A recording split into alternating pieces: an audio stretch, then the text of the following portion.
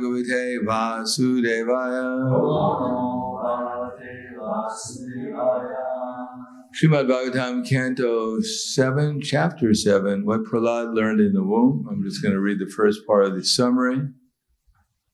In this chapter, to dissipate the doubts of his class friends, sons of the demons, Prahlad Maharaj states how, in this chapter, to dissipate the doubts of his class friends, the sons of the demons, Prahlad Maharaj states how within the womb of his mother he had heard from the mouth of Narada Muni, who had instructed him in Bhagavad Dharma.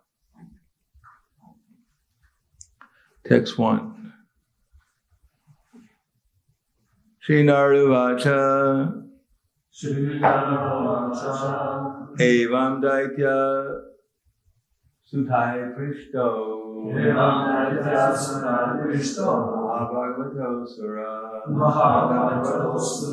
Vacha Tan Samayamana Smaran Bad Anubhasitam Srinarada Vacha Evam Daitya Sutai Prishtai Bhagavato Sura Vachetan Smayamana Smaran Bad Anubhasitam Srinarada Vacha Evam Daitya Sutai Prishto Bhagavato Sura Vachetan Smayamana Smaran Bad Anubhasitam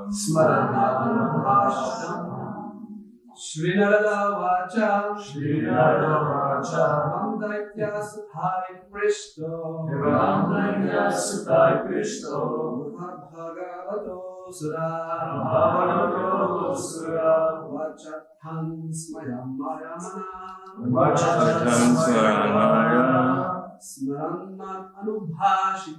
Smaran Anubhashitam Shri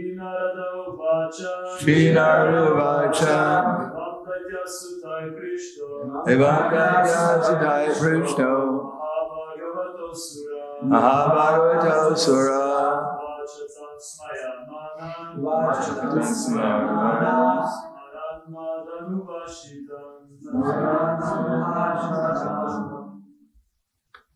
Dami.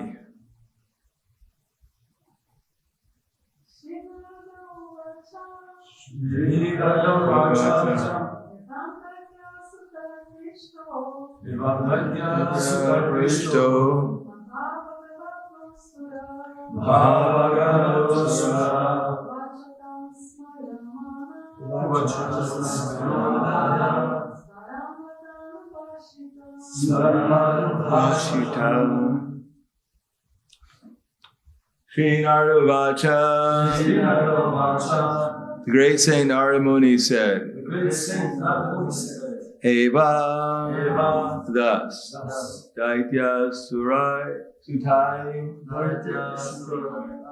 Daitya Sutai, by the sons of the demons,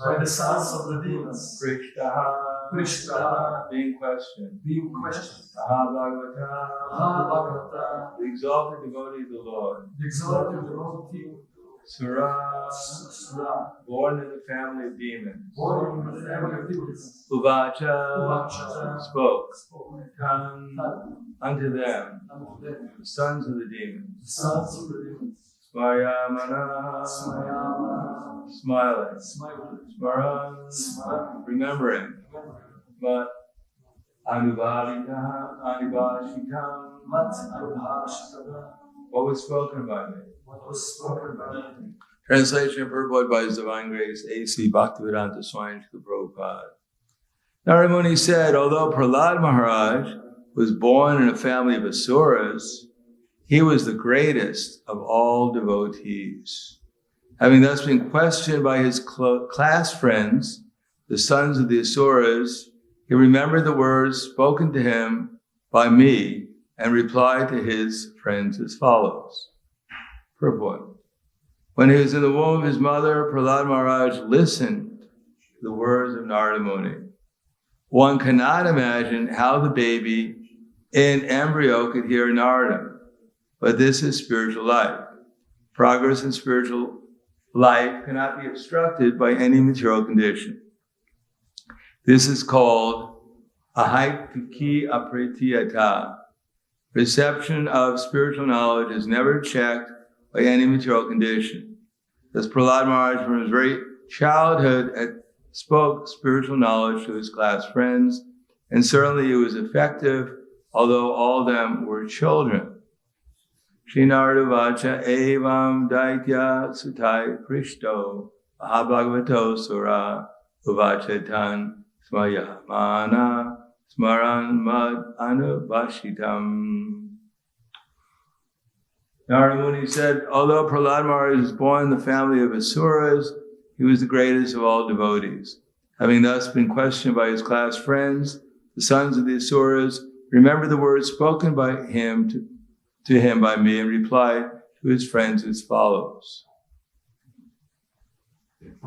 Namo Vishnu Praya Krishna Prasthaya Bhutale Srimate Bhaktivedanta Swami Namane Namaste Saraswati Deve Gauravani Prasharane Nirvishesha Srinivadi Paskadyade Sitarane.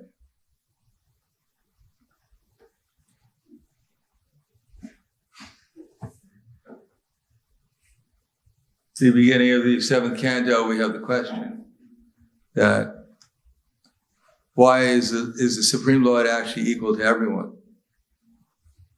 Because it appeared that Hiranyakashipu and his brother were killed by Lord Varaha and by Lord Nrsimhadev because Krishna was showing favoritism towards the demons. To the demigods. And the demigods were complaining that the Supreme Lord is just like a child. If you offer a child some candy, then he'll do whatever you want. So because the demigods offered Vishnu some candy, therefore he wound up killing the demons. But the chapter is called The Supreme Lord is Equal to Everyone. Now here, in this particular verse, we find that Prahlad Maharaj was simply in the womb of his mother, and he was a demon. He was born of a demon family. So why is it that he became a great devotee? Just by listening in the womb of his mother. Probably our parents were better than Hiranyakashipu. Why don't we become devotees? Or why do the children of our devotees, for instance, sometimes some devotee lady is pregnant and she reads the Bhagavatam to her child in the womb, and he comes out, and maybe he takes up devotional service for some time, but then for sometimes he may fall into Maya, into bad activities. And in fact, sometimes our Gurukul students, they become overly proud of being born in devotee families, and they believe that they're invincible. They can do whatever they want because they're born as devotees. So why was Prahlad given this special opportunity? And why are we not given this special opportunity? Maybe we should complain that Vishnu is not equal to us. Why did he show such favoritism to Prahlad? So this is an opportunity to examine, is the Supreme Lord actually equal to everyone? Or is the Supreme Lord favorable to some and unfavorable to others? He looks at our face and says, I don't like your face, so I'm sorry. You're going to have to take many births before you can become a devotee. It just so happens Hiranyakashipu gives us the philosophy in the Bhakti Hari Sudadaya. He tells Prahlad Maharaj that association is just like, and this is in the Nectar of Devotion, association is just like a crystal. that according to whatever the crystal is, whatever light is shown into the crystal reflects. So similarly, everything depends upon association. Or as Prabhupada writes, that is, if a man is powerful, potent, and the woman is fertile or not diseased, then there'll be pregnancy if they're unite. Then there'll be conception. So similarly, everything depends upon two things: who we're hearing from, and what is our receptivity to that hearing. Now, Narada Muni, he spoke, of course, we know the history is that Narada Muni, when the demigods,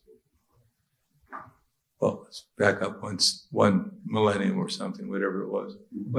When Hiranyakashipu went to the forest to perform austerity in order to conquer the universe, the demigods took advantage of it and invaded his kingdom and captured his wife. And Indra was taking his wife away because she was pregnant, and Indra wanted to kill the child within the womb, thinking that we have enough demons around. We don't need the son of this demon, who might be even a bigger demon than his father.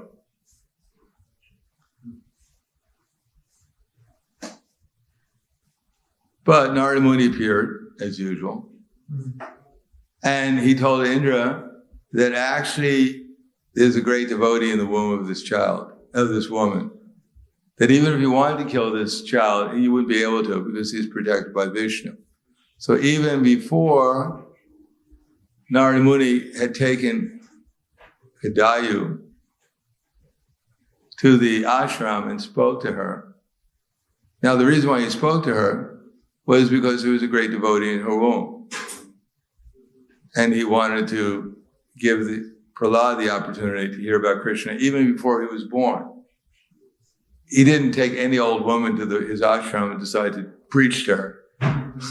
She was a very special lady who had a very special child in her womb.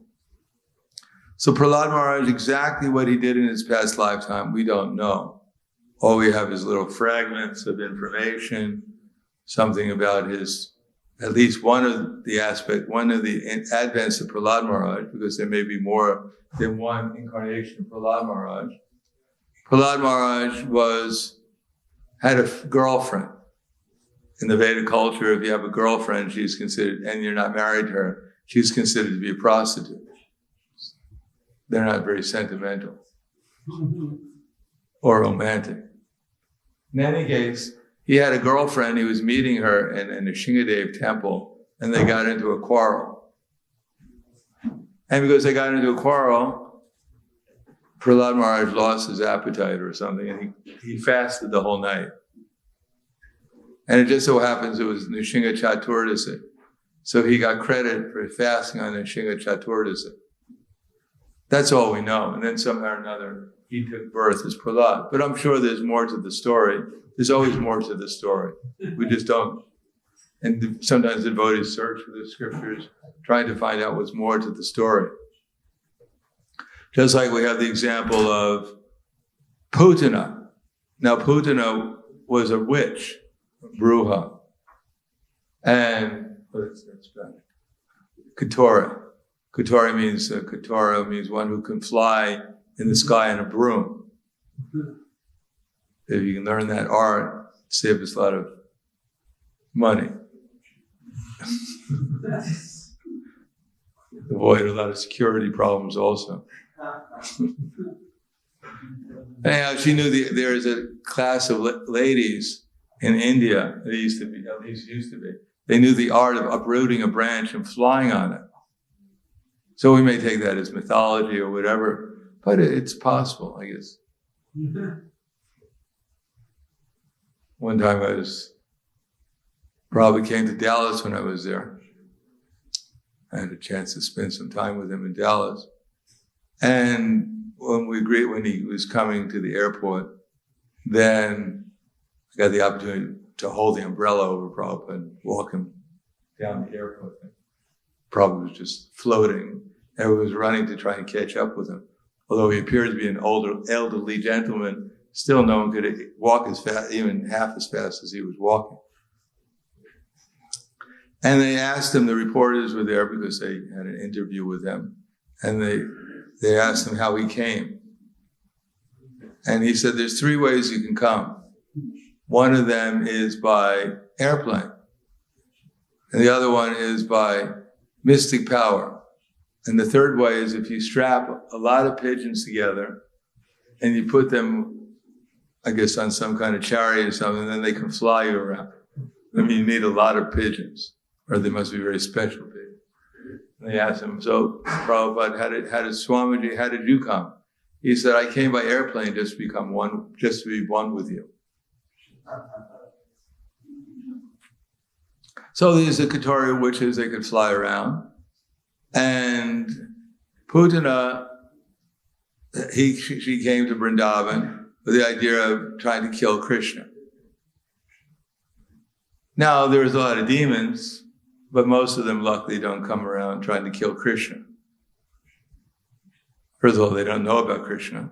They don't believe in Krishna, so it's probably unlikely someone's going to try and kill someone they don't believe in. But in any case, Putana really believed in Krishna, and she wanted to kill him. Not a very favorable attitude. And she came to Vrindavan and disguised herself as a very beautiful young lady and tried to give Krishna her breast milk filled with poison. And of course, Krishna sucked out her breast milk and sucked out the poison and killed her. Now the question is, why did she become elevated to this transcendental platform, the transcendental world, and was given the position as one of the mothers of Krishna there? Does that mean if we really want to make real rapid progress, we should try to find Krishna and try to kill him? All this sadhana bhakti and all this austerity and everything. Easier just to try and kill him. Then because he's so merciful, he'll take you back to the spiritual world. But then there's a history. There's always a history. So sometimes it's good to know the history, otherwise we'll misunderstand what's going on. That in previous lifetimes, because Bhagavatam is full of stories, and sometimes we're only, a lot of these personalities, because Krishna comes once in a day of Brahma, and there's a lot of days of Brahma. And we're getting different stories in the Puranas and other literatures explaining what happens, because the explanation may be according to different Mahayugas, different days of Brahma. But one explanation explains that actually when Bali Maharaj was performing the sacrifice, at that time Vamanadev, when is the appearance day of Vamanadev coming? Saturday. Next Saturday. Oh, so Radharani's appearance day is before. Oh. So, and that's Ekadasi too, probably. Dwadasi. It's the day after Ekadasi. So we fast for half a day on Ekadasi. I think it's Mahadvadashi. Oh, so it's the Ekadasi. Yeah. So you fast half a day on the Ekadasi, on the Dwadasi. So she came one day of Brahma. Bali Maharaj had a daughter, and when Vamanadev walked into the arena, she saw him and she fell in love with him, and she wanted to become his mother. And another incident, another time, Bali Maharaj had a sister, and when the sister saw Vamanadev, she fell in love with him and also wanted to become his mother. But then when Vamanadev took away everything from Bali and pushed him down into Sutala, into the kingdom of the lower planetary systems, she became very angry at Vamanadev and wanted to kill him. So she had two feelings. One of them, she had the intense feelings of wanting to be Krishna's mother, and she had another intense feeling of wanting to kill him. So Krishna has to satisfy all these feelings, if they're intense enough for her. You know, we have a little feeling, I want to be Krishna's mother. Krishna doesn't take it seriously because we don't take it seriously either. And we think, Krishna, why did you do this? Someone stole my glove, and I think I want to kill you. Krishna doesn't take it seriously either. We don't take it very seriously. But she was serious. She really wanted to become his mother, and she really wanted to kill him. So therefore, Krishna gave her the opportunity to take birth as Putana. And he gave her the opportunity for some time, for a very short period of time, to act as his mother, to try to breastfeed him. But she also gave him the opportunity to try to kill him simultaneously. But when Krishna killed her, then he sucked out her poison. And when he sucked out her poison and life air, he also purified her of a desire to try to kill him. She made an attempt, it didn't work, so she got purified from it. But that original desire to be Krishna's mother was the only thing left, that intense desire. So she only had left the intense desire to become Krishna's mother. So then Krishna put her in the spiritual world to act as his mother. So it's not Krishna's showing favoritism, he's simply reciprocating appropriately according to people's desires. Similarly, Prahlad, although it may seem that he got extraordinary mercy beyond what we could possibly imagine, or what we might even think is fair, because many times, if we read Chaitanya Charitamrita, people seem to get extraordinary mercy, and we're wondering, I'm trying so hard and I don't get any mercy, and these people don't try at all and they get all the mercy.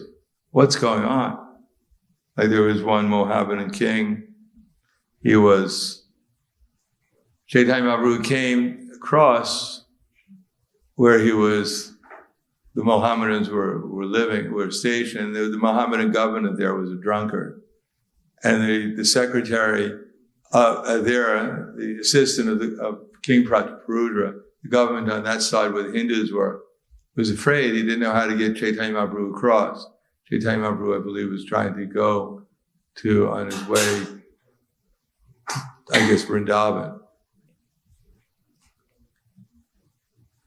And Chaitanya Mahaprabhu, of course, is all-powerful, so he arranged it. So the Mohammedan had heard that there's someone across and there's something going on, so he sent a spy.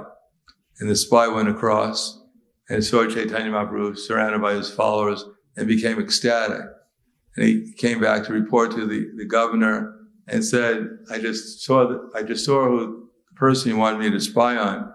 And he's surrounded by all these devotees and they're all ecstatic. And I became ecstatic too, and he started to chant Hare Krishna.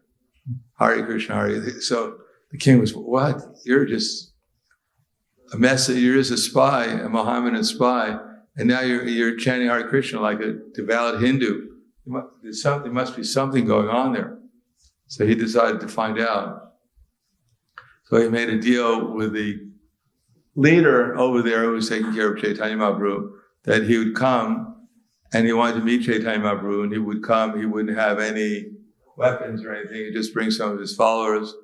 And so the devotee agreed, yes, you can come and meet Chaitanya Mahaprabhu. And so the Mohammedan governor crossed the river, saw Chaitanya Mahaprabhu, and fell on the ground in ecstasy. And then he was brought to Chaitanya Mahaprabhu, he's completely ecstatic. And he said, why was I born a Muslim? I could have been born a Hindu. Maybe I should die immediately. Then I get the opportunity to take birth as a Hindu and have your association. In any case, the story goes on. So how does this extraordinary mercy? Well, it's not by accident. Obviously, he must have done something wrong because he was a Mohammedan king, a drunkard. But he must have done something right because he got the opportunity to get Chaitanya Mahaprabhu's association. So how does that relate to us? Well, the basic principle is Nitya Siddha Krishna Prema Sarukabhanoi Shravanadi Shuddhachite Karya Udoy. That love for Krishna is naturally in everyone's heart. And just by the process of hearing and chanting, it can be awakened and our original love of God can be manifested. Now it depends on two things. One is how powerful is the person, how realized is the person, how spiritually full of Krishna Shakti is that person, that devotee who's giving us the information. And number two, how how receptive are we to the information? Krishna doesn't change. If someone says Hare Krishna, then Krishna is there, whether they know it or not. Of course, they say Shnik Shnik Ram Ram Day Day Day. Maybe a cat will come. Hey kitty kitty, hey kitty kitty. But if we're actually trying to chant Hare Krishna, then Krishna will actually be present. But not everyone's going to be equally receptive to that sound vibration. The person who's chanting it may not be chanting it in full ecstatic love and awareness. The person who's listening may not be conscious either. We have Narada Muni. Here he's speaking to Prahlad. Prahlad became realized in the womb. But we have Narada Muni also speaking to Mugrari the hunter. Powerful Narada Muni is full of transcendental potencies. When Mugrari the hunter met Narada Muni, he wanted to chastise him because Narada Muni spoiled his hunting. Mugrari the hunter was half killing animals and watching them suffer and getting great enjoyment. Narada Muni was compassionate. He didn't like seeing anyone suffering like that. So he interrupted Mugrari's hunting, and Mugrari became very disturbed because all the animals had fled when Narada Muni entered into the clearing where all the animals were there, and they all fled when they saw Narada Muni. So Mugrari the hunter wanted to curse Narada Muni, but in the presence of Narada Muni he couldn't, because Narada Muni is so transcendently spiritually powerful, and he creates such a spiritual atmosphere that Mugrari the hunter couldn't curse him. He couldn't say anything. But he questioned Narada Muni. And Narada Muni gave him good information, revealed to him that you're going to not only go to hell, but you're going to be tortured by these animals that you're half killing. And Mugrari, he didn't become like Prahlad Maharaj in Mahabhagavad immediately, but he took up the process and started to chant Hare Krishna sincerely. Because obviously his past life was not the same as someone like Prahlad Maharaj. So we can't say, well, Narada Muni, he liked Prahlad in the womb, but Mugrari the hunter, he liked him a little bit, but he didn't give him enough deer skin or something, so he only half benedicted him. No, there's a whole history, just like there's a whole history with all of us. We just didn't wind up in the Hare Krishna movement. The stork was trying to take us to our mother and father, and she saw something, she was hungry, so she dropped us off at the Hare Krishna temple. It's not like that. It's not by accident that we hear. We hear it because of, what we've done in the past, devotional service, as Rupa Goswami says, the continuum over many lifetimes. And so we're given the opportunity to associate with certain devotees. Obviously, Narada Muni doesn't come here. It's not one of the places on his tour. He stops in here for the Sunday feast. But according to what we deserve, we have our speakers and our association, and we have a certain amount of receptivity. And if we take advantage of that, then we might make some spiritual advancement. So the main thing is to learn how to hear. Those who can take the greatest opportunity, the greatest advantage of any circumstance, are those who know how to hear in such a way as to understand what to do to make spiritual advancement. If the atmosphere is not there, we don't perceive it immediately, spontaneously, by some good fortune, then we have to learn how to actually access the spiritual energy through learning the process of hearing. Now, it appears that Narada Muni, as it says in the Nectar of Devotion,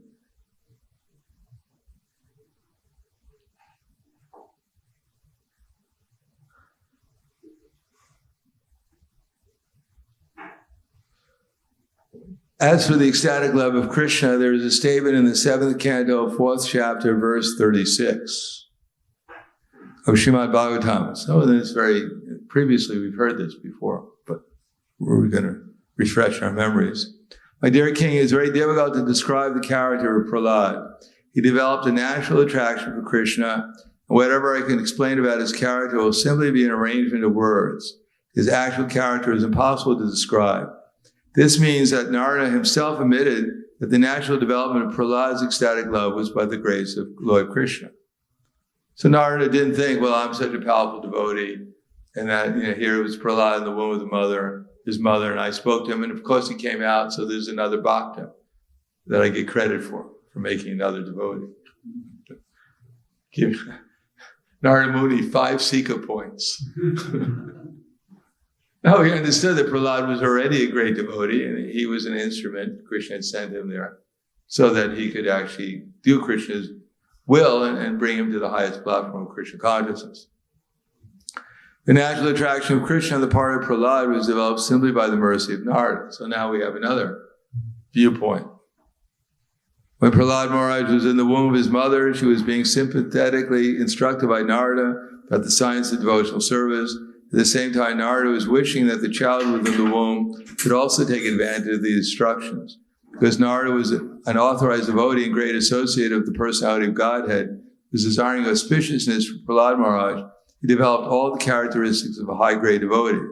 This is natural attraction. It's caused by the special grace of the personality of Godhead or by the special grace of a great devotee like Narada. So both things have to be there.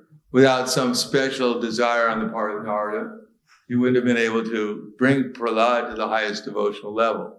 And without Prahlad being qualified to get that mercy, he wouldn't have come to the highest devotional platform of Krishna consciousness either. So again, if the man is potent and the woman is fertile, then they're at conception, then there'll be pregnancy. So both things have to be there. So for ourselves, we may have a certain amount of realization in Krishna consciousness, and the people we're associating with, certainly they have a certain amount of realization in Krishna consciousness also. Because being born in a human society, you have to have some element of God consciousness. If you're not, it may be not very large nowadays, but there's some influence of religious principles within the society. Like thou shalt not kill, although they've changed it to thou shalt not kill human beings.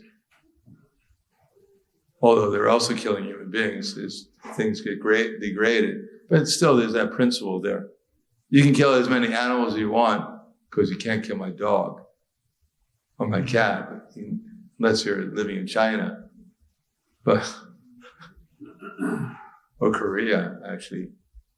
They started to confiscate the dogs of the only very aristocratic people in China and in Korea have dogs because they can't afford to feed them. But there's some starvation, so they're in North Korea, so they're claiming that they're confiscating dogs from all these wealthy people so they can eat them because people are hungry. And they don't mind eating dogs. As a matter of fact, it's a luxury to eat a dog. In any case, luckily we don't eat dogs. Different tastes for different people. And here we're living in a society where people are somewhat religious. At least they don't, there are certain principles that they follow. There's certain rules and regulations. So there's a certain amount of receptivity.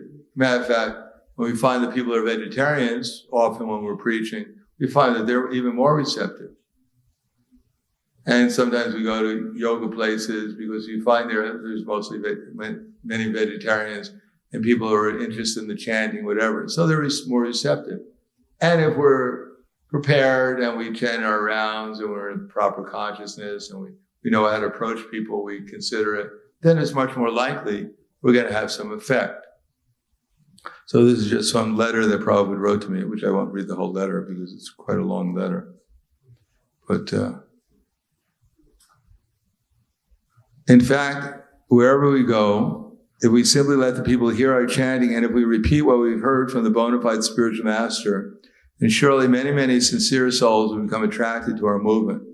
This is because Krishna consciousness is lying dormant in every living entity. Remember that verse? What's the verse?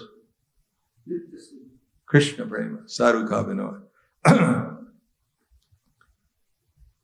Just like fire dormant within a match. If we simply strike the match, then the fire within will come in blazing light. Our method of striking the match is Hare Krishna, Krishna Krishna, Hare Hare, Hare Rama, Rama Rama, Hare Hare. This vibration is sufficient to awaken the sleeping soul to the fact that Krishna is there. If we try to remember him always and spread his message of Bhagavad Gita, then our life becomes perfect. We're perfectly executing our position as part and parcel of the Lord. So if you let all the residents of Buffalo hear the sound of Hare Krishna and read our literatures, then there'll be the greatest all-around benefit. This past week in San Francisco, there's a gigantic Rath Yatra ceremony, just on the order of the one held at Jagannath Puri. At least 10,000 people were chanting and dancing along with us in full transcendental ecstasy. The boys and girls of America are generally good souls. That is why they have taken birth in such a nice country. And now they should make perfect all their opulences by engaging everything in Krishna consciousness. This will be the finishing touch for all the nice qualities found in the American people. Talk about being positive. In New York, I understand that they have sold 3,000 Back to Godheads in just 2 weeks. And I understand in Buffalo, you are also selling Back to Godhead very nicely. So please continue in this way and your success of life is assured. As Krishna sees that you are working very seriously to bring his other children back to the spiritual kingdom, then he'll become very pleased, bestow all blessings upon you. Krishna is never ungrateful for efforts to serve him, rest assured. So we may not be powerful like Narada Muni, and we may not be preaching to so many Prahlad Maharajas, or even regarding hunters. Of course, maybe we are. But certainly we're not as powerful as Narada Muni. Still, whatever we do, Krishna appreciates. If we become an instrument for his preaching mission, although people are not so receptive, still, if we chant Hare Krishna, then something will enter into their ears if they're not cupping them, as sometimes we see. People close their ears because they don't want to hear anything. But if they're literally receptive, then it'll enter into the ear and gradually wake them up and wake us up also. And then as he sees that we're actually serious, as we wake up a little bit and Krishna sees us, then he'll empower us more and more to become more and more productive, to not only be efficient, but effective in his preaching work. Then as Prabhupada said, then our lives will become successful in Krishna consciousness. So we should remember that. We just do the service we're supposed to do, and we may not be so as empowered as we would like to be. But still, if we simply do it sincerely, then Krishna will gradually empower us, and one day we'll be able to do something very effective in spreading Krishna consciousness. So, I'll stop there. Thank you. Any questions? Comments? Yes. Hare Krishna. So, when we hear live, is it the same as if we hear from a recording? Depends what you think. If you think, because when it's live, you probably pay more attention. Because the person might be looking at you and you're afraid of being embarrassed. But when you're hearing a recording, you may space out because you may not believe he's there, or you may have so many conceptions. But it could be, if you hear with attention and with reverence, then one will realize that there's no difference between hearing directly and hearing by Vani and Vapu, by Vani. But that requires some faith, and faith requires experience. But at least theoretically, we should understand that there's no difference, that the sound vibration and the recording is just as powerful as the sound vibration being personally spoken. Although the circumstances may change our receptivity to it. But if we hear with proper consciousness and try to understand it, then Krishna will reveal to us. And then we could get the same experience. Is that right? Therefore, if we really want to take the best advantage, then we can hear Prabhupada singing or speaking, and if we have the right attitude. Because sometimes people don't, they rather hear something more appropriate to their mood, and it may not be what they consider an old Bengali gentleman trying to chant Hare Krishna and not exactly in prime time voice with a prime time voice, and therefore they rather hear something more contemporary. So that's all right. They're hearing Hare Krishna, and if it's coming into succession from Prabhupada, they'll actually be benefited, and they may be more receptive, so they may get more benefit from hearing than those devotees who are singing what they consider very sweetly. But if they understand things properly, and they listen to Prabhupada, and try to, listen attentively and be receptive, they may discover that Prabhupada is actually singing from the spiritual world, which you can't duplicate just by singing sweetly. Anything else? Probably this question was related to the statement of Gaur Govinda Maharaj that for transferring the Shabda Brahman, you need a living person, not recording. That's probably connected. Is this so? Is this connected to that? You mentioned yesterday. Yes. I'm sure it's connected. Well, the person who said that, is he still alive? The devotee who said that, is he still... No, this is the class of Gaur Govinda Maharaj. But is he still here? Who, Gaur Govinda Maharaj? Yeah. So what's the value of repeating it? Because it has no effect anymore. You don't understand the logic. It's a question of... Yeah, but you don't understand the logic. If it's the person has to be physically present to have any potency to what they're saying, and if he's not here anymore physically, so what's the value of repeating what he said? It has no potency. You understand? I was thinking about the principle of... Well, that's what I mean. The principle is that... How Shabda is transferred to the level of the conditioned soul. That's probably the question. Repeating what Gaur Govinda Maharaj supposedly said, right? And he said Shabda doesn't have potency if the person's not present. She's not physically present. Is that right? Was this the question? Yeah. Well, what's your question? No, he said it's like in his book. He said that we must have a living guru if you want to.